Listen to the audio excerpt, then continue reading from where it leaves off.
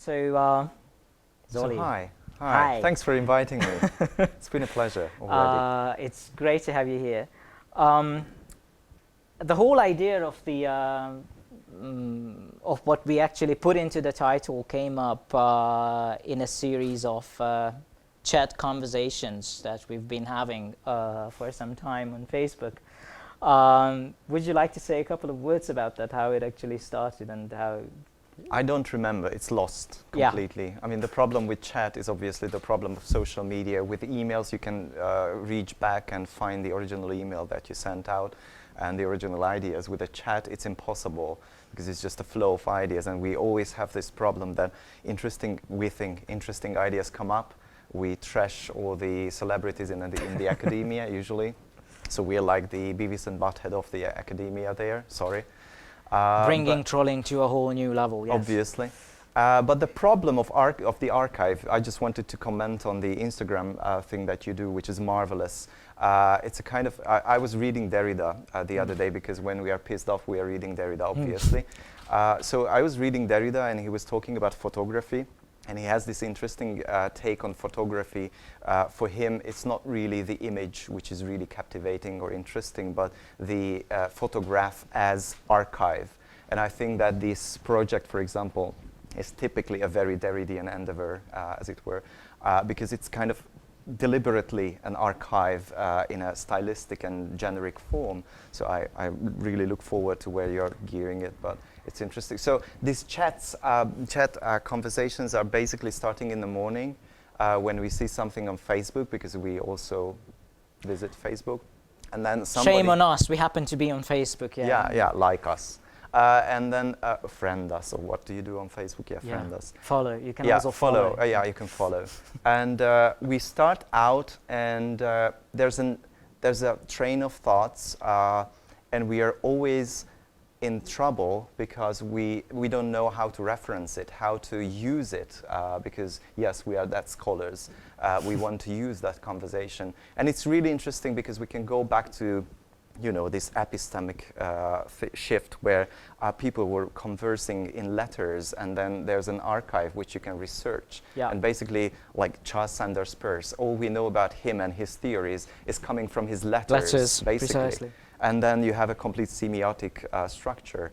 And we don't know how our structures and our thoughts will be archived for the future. For us, when we were kind of preparing or talking about having this in conversation, David told me that, can you just scroll back and see what topics we were discussing in the last couple of weeks? And it was impossible. Yeah. So that was frustrating. So we have this chat, and that gave the idea that somehow we should make it public, or I don't know. We should make it public, and we should sort of morph it into a project that is not just our private sort of endeavor, but that can be used for also for educational purposes, and also for research purposes, really.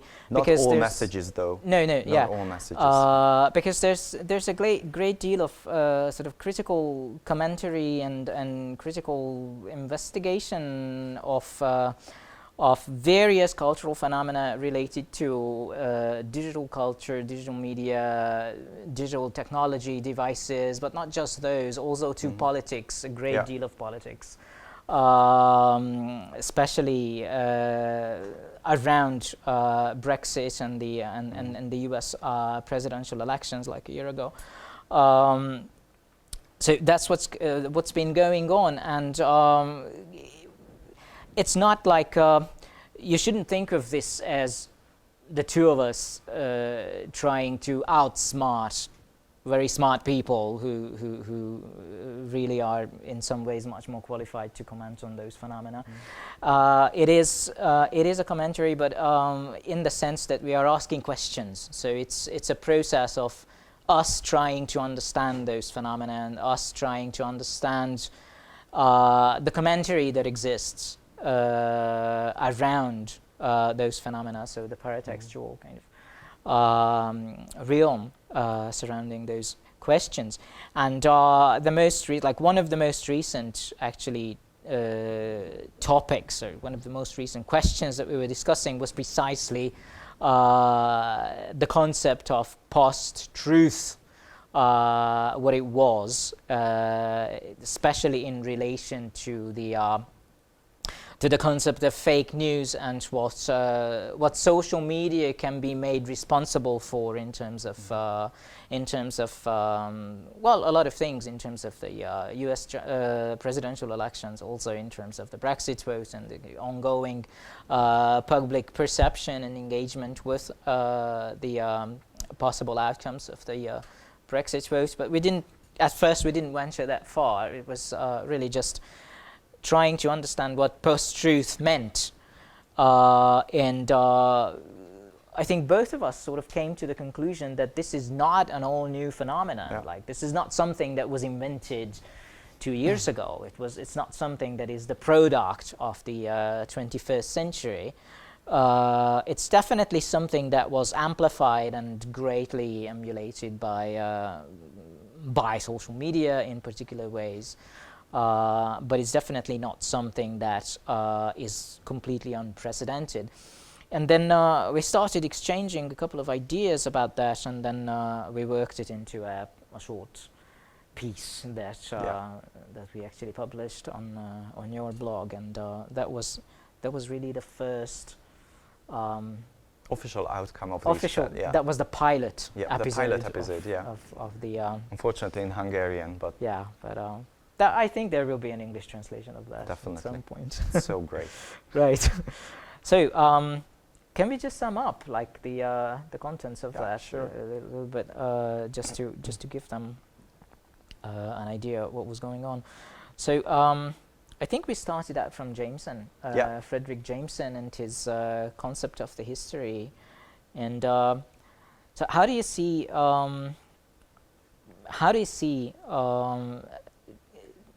The entire kind of perception of the postmodern playing into this understanding of the post-truth? I mean, there's this tendency now that everything is postmodern, post-truth, post-human. We like to use those concepts or those designators, and even if we sometimes don't really understand what they mean, we're not entirely sure about the many things that they mean and the various kind of ways in which they are used. So, of course, theoreticians of the postmodern would point this out. Among them, Jameson would point this out, that the concept of the truth as such has come under kind of scrutiny. But it's also important to remind ourselves that this is not. It was not the postmodern that questioned the idea for the first time. Is it? Yeah, definitely not. I mean, whenever I see a term, a new hot topic which starts with post, obviously one starts to be critical. I'm utterly critical of the postmodern. Confession here, I don't know what the postmodern is, or I think there are postmoderns or postmodernisms, or there's a plural definitely, but I couldn't really put my thoughts together. I have several notions of what might be postmodern, but I don't know what postmodern truly is. So I think I found a very good definitions for these posts in a recent edition of Post Cinema. I don't know whether you know that. It's about this new era in the movies where actually the narrative is taken over by spectacle and many other things, but it's the narrative complexity is basically no longer this classical Hollywood linear or coherent narrative that we got back in the age. So they define post-cinema as a kind of a transitory age. So we had cinema, we thought we knew what it meant. We are heading towards something, nobody can say where or what that would be, but we're definitely leaving something behind, and we cannot yet get a grasp on what we are having here right now. And this is what this post appendix means to the editors of that volume. And I found it really illuminating, because when we are thinking about postmodern, or then post-truth, it doesn't mean that we're leaving behind the modern or truth as such, but we are in a state where we don't know what it is. The postmodern, and Jameson is actually utterly critical of many things, but he confesses that he still believes that there is a truth somewhere. We just can't get access to it because of all these postmodernist buzzwords, the fragmentation, the undecidability, blah, blah, blah. We have all these things that we can list when we are talking about postmodernism.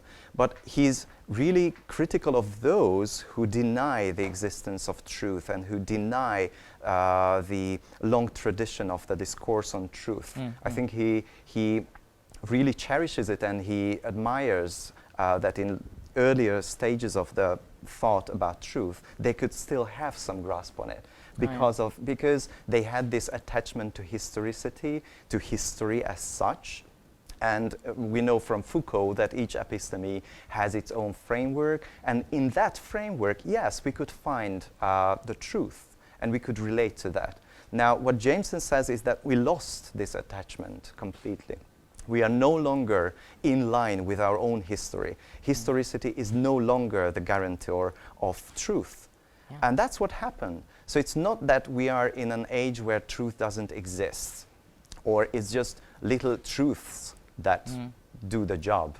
Which kind of morph into a conglomerate, like a monolithic structure. So we didn't fall off the horse. We just don't know where the horse is heading towards. And I found this interesting idea. I forgot the name of the author of that book, but it's about bullshit.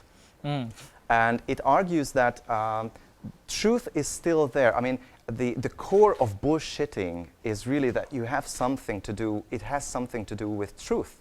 There must be an element of truth. And if you look at all the fake news and all the post-truth output, you will, the crazy thing is that there's always an element of truth that you can't deny. And that's why it's pretty difficult to argue against them. An element of truth that you cannot deny, and also don't really have a very direct access to. Probably that's precisely the moment where you realize that you cannot put your finger on that particular truth that you are hoping to somehow communicate, and for that reason you choose ways to, I'm not even sure what the right word would be. You can't. That's when you turn to irony, to sarcasm, to caricature in some ways, because the caricature would highlight certain features that would point to that particular something that is very difficult to express otherwise. So it's a very in that idea. I find it. I think it's quite precise that we are not it's not the age of untruth. We are not denying that there is a truth out there somewhere, but we're also leaving behind. And I think many people realize it now with the advent of social media and the power of social media, that what this, and me included, what this postmodern enterprise, if there's an enterprise, can mean. We're not denying the modernist project. The modern is still there. We kind of like to believe that science is doing good. It's leading humanity and it's prosperous, and I don't know what we believe. We still would like to have those grand narratives which explain the world around us, which somehow position us within society, which give us a firm grasp of the world around us. Of what's going on. But we no longer have this. We don't believe in science. I mean, global warming. Fake news. Fake news too, and interestingly, we still would like to get a grasp on something, and I have the suspicion that that's the power of fake news. It feeds on our undecidability, it feeds on our general urge to get a grasp on our lives. Not the specific, I mean, the specific news are not really interesting, I guess. It's really about this condition. And I don't think that it's social media which creates or generates this. No, definitely. So that was my initial take on post-truth, this Jamesonian. Yeah. I'm not a great fan of postmodernism, but I think that for me, these theoretical endeavors are now falling into place. And everything that, for example, Jameson was saying about how the truth is disappearing under layers of undecidabilities, I think it's pretty much an operational theory for the present situation. For the present situation, yeah. Also because the context in which the question of post-truth most readily comes up is obviously the context of news and of news reporting and specific types of journalism. And what you were saying about the modernist project, this very strong belief, the optimism about there being unknowable, decipherable truth, was somewhat projected onto these very popular public perception of journalism too. That what it does is that it unearths the truth. But even if you just think about what we also mentioned earlier, history and our relation to history and our relation to historical facts. I mean, history as a narrative.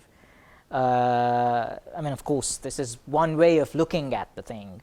But in my view, history as a narrative is also always already a construct. It's something that is done, it's put together. Yeah. When you talk about history, you also talk about historiography, so how you actually conceptualize history, how you write it, how you arrange the facts into a particular narrative.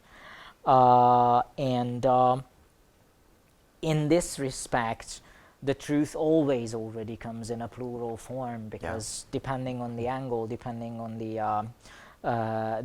the purpose of that narrative that you're trying to present. And I think that seeps into present-day historiography, and a very particular form of that historiography that is exercised in news reporting, and then also in citizen journalism, which obviously cannot kind of disengage this very subjective viewpoint that you will necessarily have. Right. Coming back to the sorry, you wanted to say something? Yeah, I just wanted just to comment on the news and the media relation. The other thought that I had concerning post-truth was that previously, before we had all this digital media and all the social media, we had, I remember I'm old, so I remember my childhood. In my childhood, we had just one channel on the television, and that channel gave just one kind of worldview. The news reportage was like, it was censored, it was one type. But what it did, basically, it gave us an interpretative framework of the world around us. I'm not saying it was good, because obviously it was biased, it was censored, it had its problems, but that gave a kind of a frame for the citizen, for the individual, in which he or she could live their lives. And it's called in media studies frame building, basically. So you had a frame, and media itself had the role of building this frame. Even when you have hundreds of channels, but they somehow communicate a kind of an ideology, which is complex, but usually self-contained, but it at least tries to get a grasp on the world. If you are a fan of National Geographic, you understand the world according to that. National Geographic is highly ideological, by the way, but then you know what to expect of the world around you. Now, this frame is dispersing. The walls are disappearing. And what's happening here, in my view, is definitely that social media is amplifying this process. Somehow it's really in front of us. We are living we are actually feeding this dispersion of frame building. And yet, we would like to have those grasps on this frame so that we could position ourselves as subjects. But what was happening in Slovakia, for example, a couple of weeks ago with Facebook, Oh yeah. you were part of an experiment, right? Whereby the news outlets were wiped out of your No, they were actually timeline? kind of relegated Hidden, into yeah. a separate feed. So Yeah. unless it was called Explore, Yeah. I think it's still. Has it not stopped? It kind of has stopped and has not. So it's in a kind Oh. of. It depends on. In my experience, it depends on what device you're trying to use. Oh, really? So if you go on Facebook on your computer, then you still have the Explore kind of button that you can click on. If you go on. This is a drawback of digital first publication because Yeah, the yeah. web interfaces are always lagging behind. Yeah. On Facebook's dedicated app, Yeah. you still have the Explore button. But Uh-huh. if you go on Facebook using Chrome, for example, Oh. on your phone, then It it's just not there. disappears. Then it's the old kind Okay. of news feeds. So that was actually, yeah, I know you hated it, and I think most of you did. a lot of right? people A lot of got people, very angry. yeah, they were outraged, as far as I know. I mean, I was just reading the news, but because I still had the news outlets in my feed, but what it did basically, it pulled out the last frames from your immediate attention span. Yeah. That is, we know that Facebook likes to experiment with emotions, with many things. So it's trying to they say they are trying to fine-tune the algorithms so that it serves you better. But it's always a question whether serving you better is really for your own benefit, or is it some other? Yeah, it just reminded me of all those reports and op-eds and opinion pieces in various newspapers. So not necessarily scholarly takes on the question, but not completely amateurish takes on the question either, that were actually pointing out the fact that, and of course it's a question whether or not it's true, that we don't, like not even those working for Facebook actually understand how Facebook's algorithm works. Yeah. We think that we understand how it works, but we probably don't, because and then of course that scandal, like with last year, was it that when it was revealed that actually there were actually people working for Facebook, sampling users and then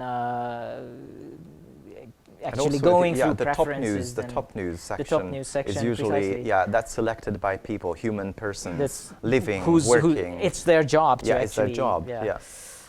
So it's not the It's not very an algorithmic intelligent something. algorithm. It's not AI or a machine not, yes, or whatever. Yeah. We'll get there.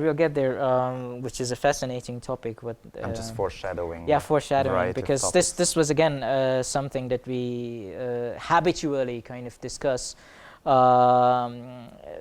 and voice our kind of disappointment and annoyance over the fact that very recently what's been happening is that they are kind of conflating concepts like artificial intelligence, artificial general intelligence, artificial superintelligence, machine learning, deep learning, and algorithm, as though these were interchangeable.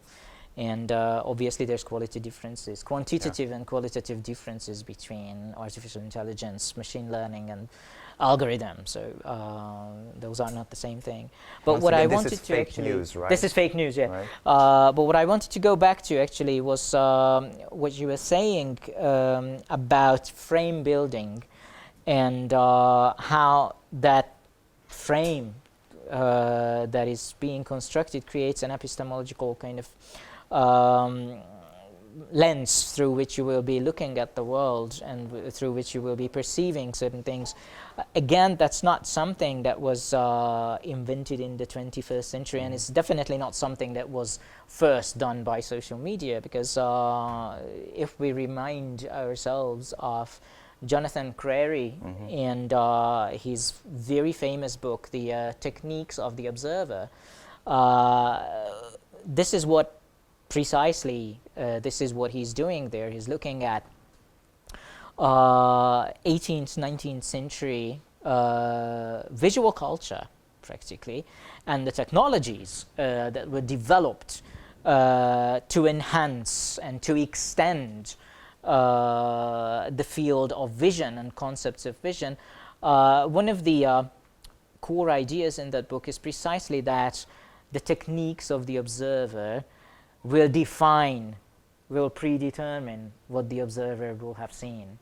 And you are never in a kind of perfectly objective position as the observer. You're always already drawn into the technology that you're using, and you're always put into the position of a very subjective observer. But then there's the other side of the coin proposed by John Fiske, who says that you build that technology. Yeah, precisely. So the way you build that, algorithms are blind. The camera is blind. It's the human standing behind who decides what to show and what not to show.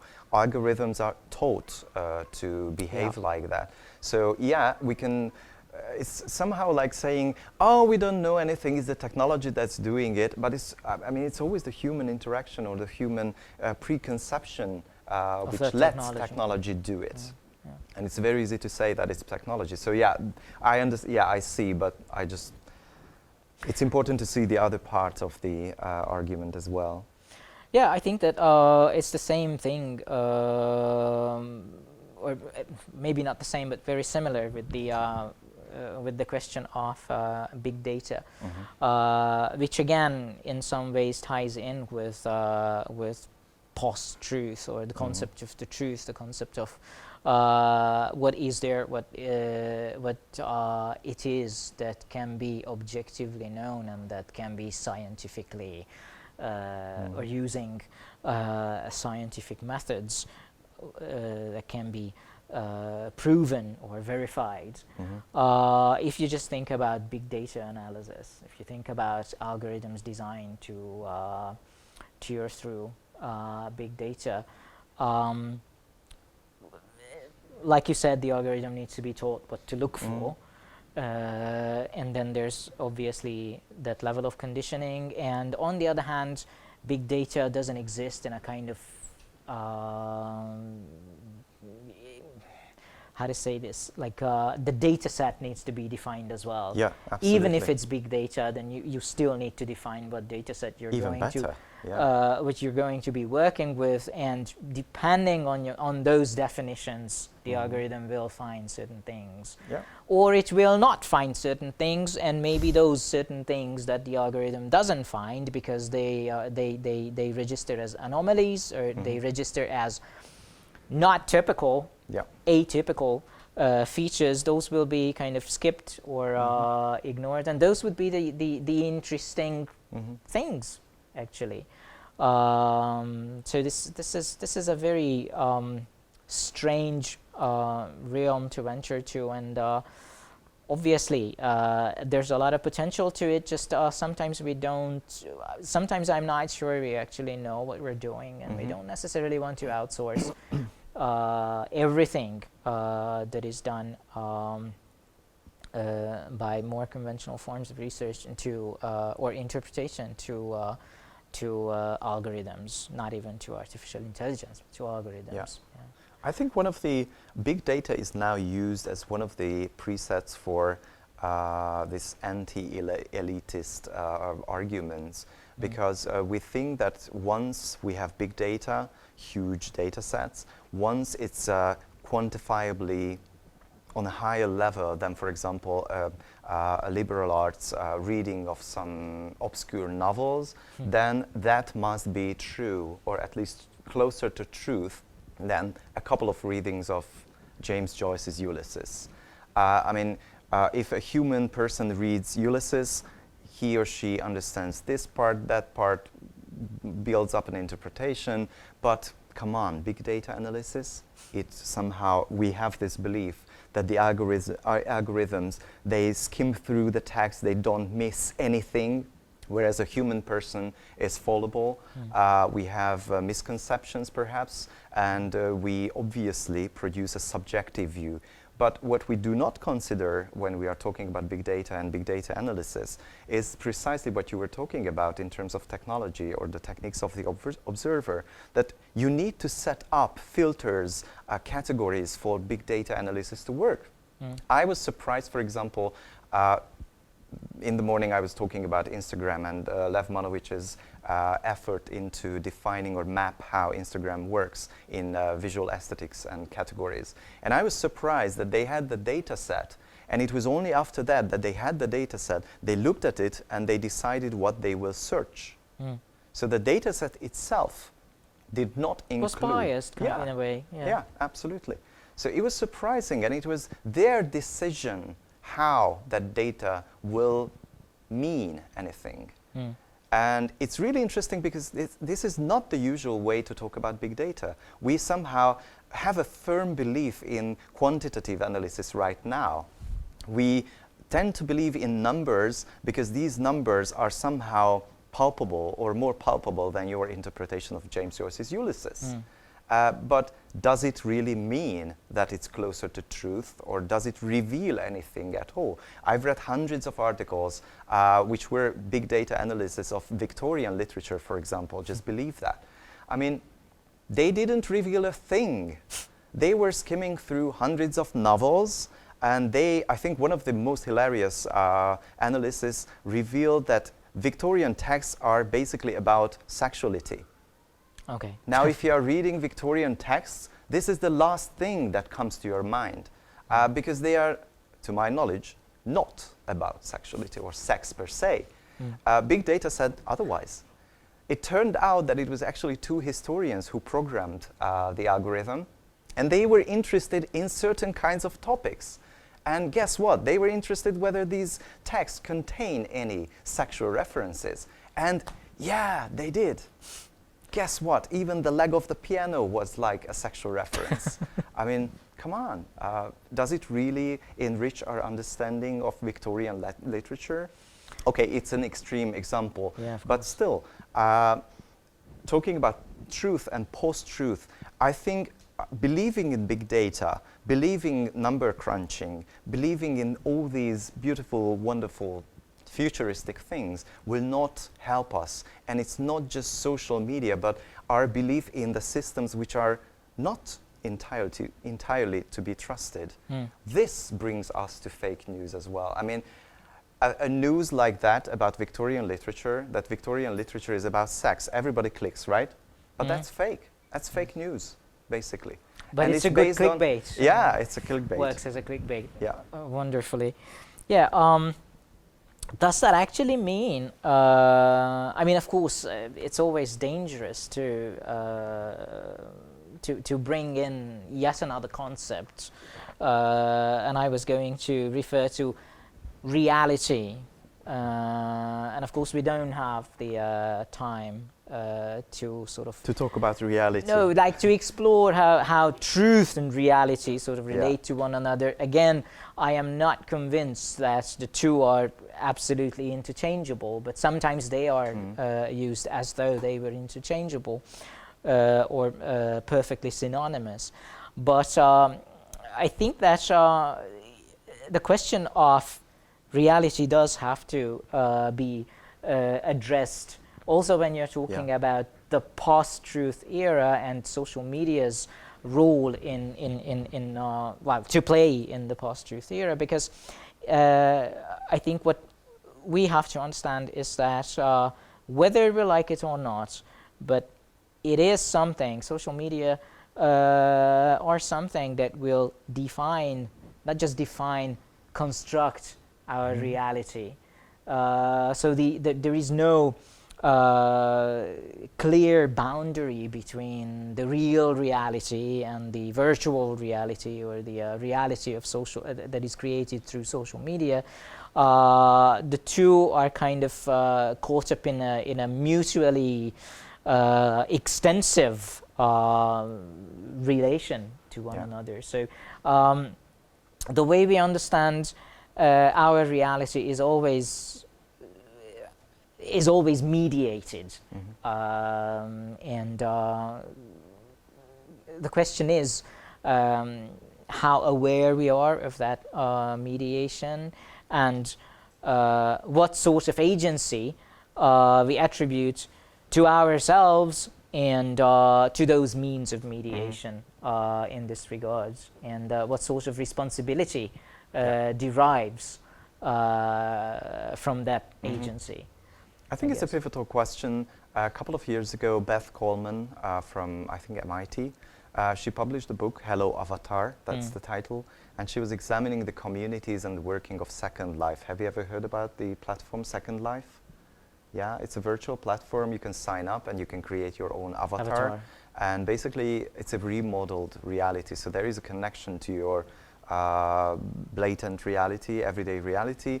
You can go there and live a happier life. I mean, if you didn't succeed in your real life, probably you can succeed in a virtual reality. That's the basic idea. You would think this only exists in science fiction, but apparently no, actually it's reality. Yeah.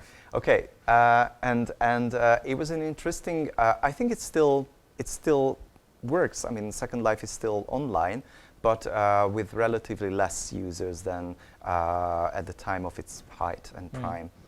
Now, Coleman says that she examined the group dynamics and the identity of those who are creating their avatars and are living an online life and also leading an offline life. And she found that basically there's no longer any sense in distinguishing between online and offline existence because the two merge to an extent that you basically cannot feasibly differentiate between the two. Right. So she coins this term X reality with a capital X, which can mean cross realities, but also X reality. So the reality that we knew is no longer operational when we are talking about today's involvement in either virtual reality or more so augmented reality, which still relies on a certain perspective of reality, but it's removed a couple of layers from that. It's an informational layer. And there's another thing, the mediation part which you mentioned, which I think is immensely important. David Bolter and Grusin have this idea about immediacy and hypermediacy and how the two interact with each other. And when media started to mediate between us, and media has always been there, I mean, the invention of writing, the cave drawings, they are kind of media.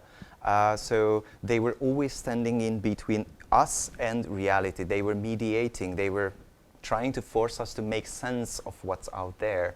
And this is called, when we were close to reality and mediation was not technologically driven or not that technological, it was called immediacy because reality was somehow at our hands. It was just, you just reached out and you knew that there was a mammoth coming and beware. But then technology took over and reality became hyper-mediated. The problem is that our media technology likes to erase itself, likes to diminish its importance, likes to get away so that you don't recognize that there's a frame when you are looking. I mean, look at the tendency how they position smartphones today. The frame is disappearing. Yes. And that's the big thing. Even the advertisement, okay, maybe we're not supposed to advertise advertisements, but... Beep.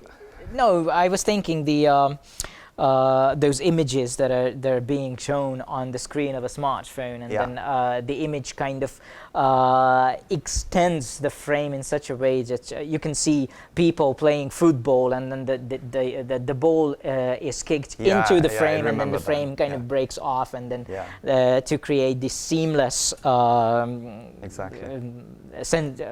the sensation of or the illusion of seamlessness and framelessness, that it blends in. It's so realistic that it's more real than reality itself. The very same thing. Sorry, it might seem like I'm rambling. I'm trying not to, but it's this really is how we do the chat. Actually, the very same thing happens in the case of digital photography. I mean, and especially if you look at landscape photography, I'm pretty sure that you've seen those absolutely stunning landscape photographs, which are obviously enhanced, digitally enhanced, in order to actually look beautiful, to look engaging, to look inviting. That's not what that piece of nature looks like. Yeah. That's how it's being mediated, not represented, mediated. So we're all, I think that we should be more interested in what media, not what media mean, but how they mediate their content. Right. Does that mean, I mean, just this idea that you brought up about the cave drawings as media, does that actually mean that we could perhaps propose,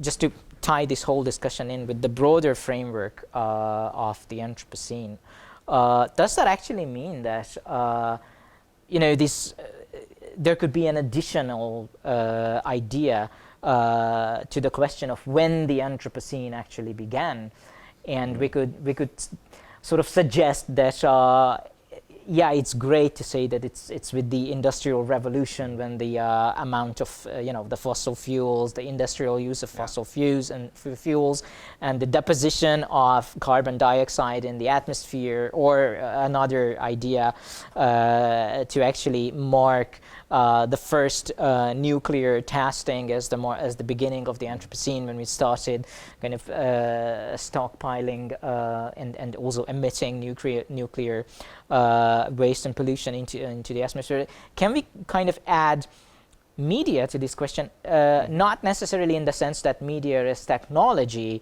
and that question how polluting it is to produce a smartphone, or how polluting it is to dispose of a smartphone or of a computer or whatever, but to actually say, to use media in a very broad term and say that the Anthropocene started with the appearance of media, in the sense that the very first cave drawings, when humans started kind of emulating and channeling, mediating their reality and sort of repositioning, reconstructing the reality that they were experiencing, that they were trying to inhabit. So media as a kind of, as the technology of inhabiting, and this to link habitation and habitability with media and the beginning of the Anthropocene. That would, of course, expand the context almost to such an extent that it would be rendered very not productive, or very difficult to use. I don't know if it's feasible at all, but yeah, I understand the point, and I think and obviously, the whole discourse is centered on the ecological question, but if we just, I know it's impossible, but can we just strip the whole issue of this side and let's talk about how we were led, or we were leading ourselves to it, and which became this ecological whatever that we are inhabiting right now. And I think, that could be a possible approach. I haven't given a thought to it, but yeah. I mean, obviously, this is something that we're not going to be able to solve right here. And why? It's just, well, because we don't have time. Oh, yeah. Oh, yeah. Only for that Only reason. for that, yeah. Yeah. One more thing came to mind with the mediation of reality and the disappearance, the kind of dissolution of this boundary between our virtual lives, our virtual selves, and our selves as they exist in social, other social contexts. And I talked about it at multiple conferences, and I think you are familiar with this also, because we did a project together on this when I was referring to the channeling of death on Facebook. So a couple of years ago, I had a student who had a twin sister, and both of them were on Facebook, and the twin sister died of cancer. Some of you have heard this story because I talked about it also in the lectures. So the twin sister died in cancer, and what happened was that her Facebook profile stayed active for a very long time, because obviously nobody had access, nobody knew her passwords, and nobody could log in, nobody could kind of cancel the account, but even if the account, you cannot really cancel a Facebook, you can deactivate it. Yeah. But as soon as you sign in again, it will be just up, it will be just there, and it will be just active, so that's what you can do with it. So it took the family a long time and a lot of emailing with Facebook until they actually managed to get the profile deactivated. But they had to actually contact Facebook to do that, because obviously nobody else was able to do that. This is one thing. The other thing is that while the profile was still active, and for some time after the tragic event itself, what would happen is that people, friends, Facebook friends of this girl who passed away, would post messages of condolence on her timeline. Yeah. So they would actually write there initially. It was very interesting to see how this whole thing was evolving really in time. So initially those were just messages to the family, the standard kind of messages like we express our condolences and our deepest sympathies and those kinds of things. And then how she will be missed, referring to her in the third person singular. So she will be missed. And then from there they went to you will be missed. So as though she was still around and they were kind of talking to her kind of still active Facebook profile, telling her how she will be missed and what a fantastic person she was. And then the third phase was when then people actually started sharing stories about this girl, like the experiences that they had with her. I remember when we went here and there, and this is what we did, and then I remember she said this and that. So a kind of this pseudo life story started unfolding on her profile, which was very interesting it was very moving to see. And then we were trying to make sense of what really was going on.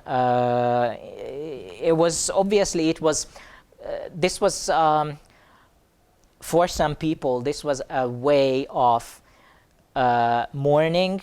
This was a way they were expressing their grief. This was a way they were participating in the work of mourning, what Derrida would actually call the work of mourning. And other people considered this indecent. They would say that, oh, this is disturbing, this is perverted, why would you do this?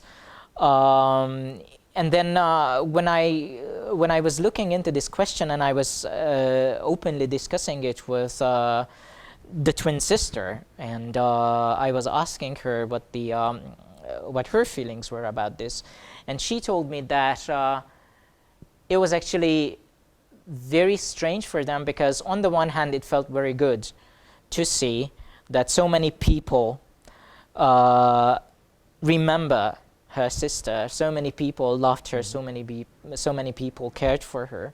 But on the other hand, and it was actually helping at least her. I don't know if the rest of the family, I don't know how much they were present on Facebook, but for her it was to some extent helpful to just witness that she is not left alone with her grief. And it's not just that she has to share that grief in the family and with the family, but there's a more extensive community participating in the work of mourning. And then she said that the point where it started to become actually ambiguous and she started to have mixed feelings about this was when people started saying that this was disturbing, you know? So that was the point where she actually started thinking, okay, maybe it is disturbing. But probably the analogy is not really accurate, but I would actually say that it's maybe the platform is different, maybe the infrastructure is different, but the practice itself is very similar to when people actually send letters. Yeah, absolutely. Or when somebody dies in a car accident and there's a little, a cross somewhere by the road, and then people, or somebody's in a very tragic kind of event, somebody's murdered somewhere, and then people bring their flowers and candles, and as an act of remembrance. That's also a kind of community, social sort of expression and practice of mourning. And what happens in the context of Facebook is just that the very same practice is put into a very different infrastructure. But I don't really see much difference in this regard. And what the whole point where this whole discussion, which is turning to be rather monologous, for which I apologize, is going, is that, and again, call me or say that this is crazy, but from the point of view of understanding the dynamics of virtual communities, it will be very interesting when the first Facebook generation will start dying, and what will happen to their profiles. I have just last week, Facebook asked me to sign a person, obviously who's on Facebook, who can take my account over if I pass away. Right. So they already have this function. I don't know whether they are testing it and they are waiting for me to die so that they can notify, or they can, I don't know, have the person to take over my timeline. But they are trying to introduce new things. That's one thing. The other thing is, yes, I agree. Social media does not invent a new way of mourning, for example. It does not invent new ways of communication. I mean, yes, it does. It gives a platform, but nothing else. I have the feeling that it just lets people, lets society bring their practices, bring their lives online, and let's shape the platform according to that. Sometimes I have the feeling that Facebook is, for example, developed as an afterthought. That, for example, your example, which is a very relevant and becoming even more and more relevant example, they are trying to solve the question in some way. And I have the sense that they were not really thinking about this. Facebook started out as a platform to date, stay in touch with... To stay in touch with girlfriends, boyfriends, whoever, right? Nothing else. And they were not really thinking about who would die. Zoltán, thank you very much. Thanks very much for inviting me. Yeah. Thank you very much for coming and participating. And thank you very much for helping us have an archivable version of this conversation.